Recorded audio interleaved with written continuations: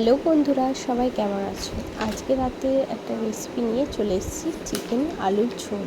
তো এখানে আমি রুটি করবো, তাই রুটি বেলে নিয়েছি। আর এখানে কড়াইতে চিকেনটাও করে নিচ্ছি। প্রথমে তেল, তেজপাতা, পেঁয়াজটা একটু ব্রাউন করে ভেজে চিকেনটা দিয়ে তারপর একটু নাড়বো। নেড়ে চেড়ে একটু আদা রসুন পেস্ট দিয়ে দেবো। তারপর একটু নেড়ে আমি যে মশলাটা বানাই সেটা দিয়ে দেবো, টমেটো আর কাঁচা লঙ্কা পেস্ট।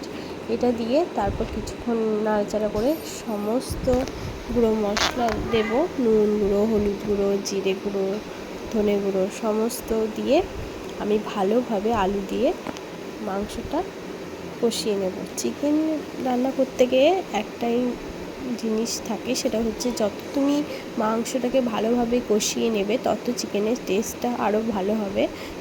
আর আমি সবসময় চিকেনে গরম জলটাই দিই, তো গরম জল দিলে টেস্টটা আরও ভালো হয়। তো এখানে আমি গরম জল দিয়ে দিয়েছি, এবার ফুটে গেলে নামিয়ে নেবো। Tata, bye bye.